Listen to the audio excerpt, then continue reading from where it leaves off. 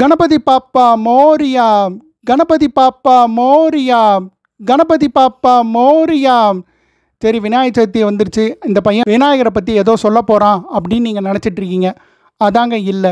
கடவுள் பெரியவரா இல்லைன்னா பக்தன் பெரியவனா அப்படின்ற கேள்வி வேறு நம்மளுக்கு இருக்குல்ல.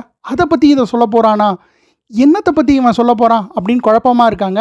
அந்த குழப்பத்தோடு இருங்க. அதுக்கு முன்னாடி நம்ம சேனலை சப்ஸ்கிரைப் பண்ணாதவங்க தயவுசெய்து சப்ஸ்கிரைப் பண்ணுங்கள். சப்ஸ்கிரைப் பண்ணிவிட்டு தொடர்ந்து காணொலியை பார்க்காதவங்க இது போல் நல்ல விஷயங்களை ஏற்கனவே சொல்லிடுங்க. சரிப்பா, நீ சொல்கிறது அருமையாக இருக்குன்னா மற்றவங்களுக்கு பகிருங்க, ஒரு லைக் ப்ரெஸ் பண்ணுங்கள். சரிங்க, நம்ம காணொலிக்குள்ளே போகலாம். கணபதி பாப்பா மோரியா மறுபடியும் ஆரம்பிச்சிட்டியாப்பா அப்படின்னு நீங்கள் நினைக்கிறது எனக்கு புரியுதுங்க. எதுக்காக அதை சொல்கிறேன்னா, எதுக்காக நம்ம கணபதி பாப்பா மோரியா அப்படின்னு சொல்கிறோன்னு ஒரு கேள்வி என் மனசுக்குள்ளே எழுந்துதுங்க. இந்த கேள்விக்கு பதில் தேடுறது தானே நம்ம வேலை. அதை தேடி போனேங்க.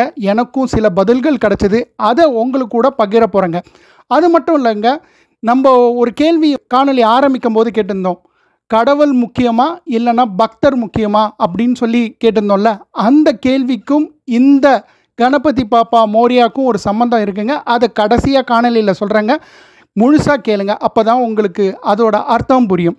சரிங்க, கணபதி பாப்பா மோரியா அப்படின்னு சொல்லும் பொழுது அதோட அர்த்தம் என்ன அப்படின்னு பார்த்தீங்கன்னா, கணபதி அப்படின்னு சொன்னால் விநாயகர், பாப்பான்னா அப்பா அப்படின்னு ஒரு பொருள், மோரியானா முன்னாடி வா அப்படின்னு ஒரு பொருள் இருக்குது. கணபதியான தந்தையே முன்னாடி வாங்க அப்படின்னு ஒரு பொருள். சரி, இதுக்காப்பா நீ இவ்வளோ பிட்டு போட்ட அப்படின்றது நீங்கள் சொல்கிறது எனக்கு புரியுது. இது இல்லைங்க, இதுக்கப்புறம் இன்னொரு பொருளும் இருக்குது. கணபதி பாப்பா மோரியான்னு சொன்னா ராஜா அப்படின்னு ஒரு பெரிய ராஜா அப்படின்ற ஒரு பொருளும் இருக்குது. இந்த பொருளுக்காகப்பா இவ்வளோ தூரம் நீ எடுத்துகிட்டு வந்த இந்த காணொலியை அப்படின்னு நீங்கள் நினைக்கிறதும் புரியுதுங்க. இல்லைங்க, உண்மையான காரணத்தை இப்போ தாங்க சொல்ல போகிறோம். கணபதி பாப்பா மோரியா, மோரியான்றது யாருன்னு கேட்டிங்கன்னா அவர் ஒரு பக்தருங்க. நம்மளுக்கு முன்னதே நம்ம ஒரு சில காணொலிகள்லாம் சொல்லியிருக்கோம்.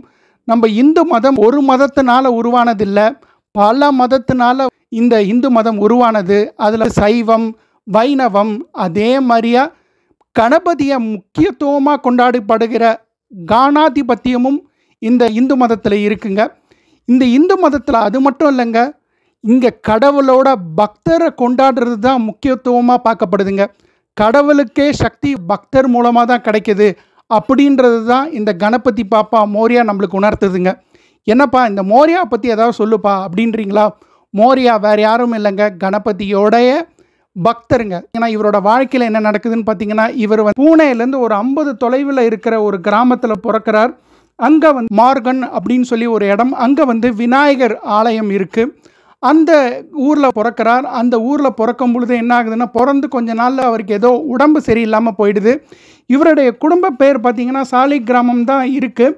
ஆனால் இந்த உடம்பு சரியில்லாமல் போனதுக்கப்புறம் ஒரு கோயில் குருக்கள், அதே மாதிரி விநாயகர் கோயில் குருக்கள் நயன் பாரதி என்றவர் இவருக்கு உடலில் இருக்கிற பிரச்சனைகள்லாம் தீர்த்து அவருக்கு கணபதியோடைய பக்தியும் சொல்லி கொடுக்குறார். அதனால் என்ன ஆகுதுன்னு பார்த்திங்கன்னா, அந்த காலத்தில் குருக்களை அந்த ஊரில் கோசாவி அப்படின்னு கூப்பிடுவாங்க. அதனால் அந்த பெயரையே குடும்ப பெயராக அதுக்கப்புறம் எடுத்துக்க ஆரம்பித்தாங்க. அதனால் இவருடைய பேர் மோரியா கோசாவின்னு மாறிச்சுங்க.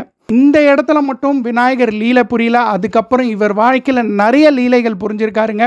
என்ன ஆகுதுன்னு கேட்டிங்கன்னா, இந்த மோரியா ஒரு சிறந்த விநாயகர் பக்தர், கணபதி பக்தர் அப்படின்னு நான் சொன்னேன். இவர் இந்த மார்கனில் இருக்கிற ஒரு விநாயகர் கோயிலுக்கு தினமும் போவார்.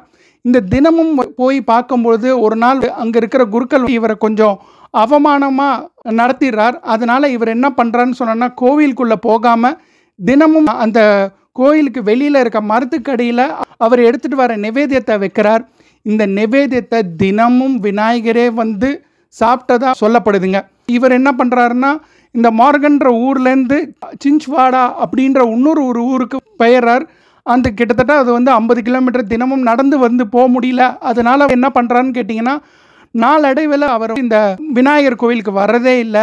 இந்த விஷயத்தை குருக்களுடைய கனவுல விநாயகர் சொல்லி அவரை வர சொல்லு அப்படின்னு சொல்லியிருக்கார். ஆனால் அவர் போய் கேட்டாலும் இவர் என்ன சொல்லிடுறாருன்னா, என்னால் இதுக்கு மேலே வர முடியல அப்படின்னு சொன்னதுனால விநாயகரே சிஞ்ச்வாடாக்கே போனதா கதைகள் சொல்லுதுங்க.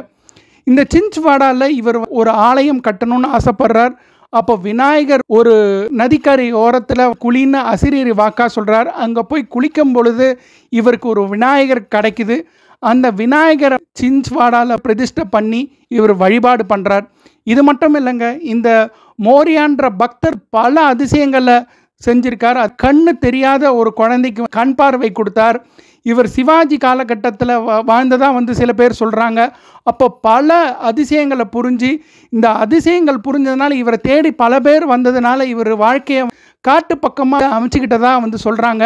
அது மட்டும் இல்லை, விநாயகரோட பக்தியிலே இவர் சமாதி அடைஞ்சதாகவும், சமாதி மேலே இவருக்கு ஒரு விநாயகர் கோயில் கட்டப்பட்டதாகவும், அது இன்னைக்கும் சின்ச்வாடாவில் இருக்கிறதாகவும் சொல்லப்படுகிறதுங்க. இதுதாங்க இந்த கணபதி பாப்பா மோரியான்ற நம்ம கோஷம் இடுறதுக்கு உண்டான காரணம்.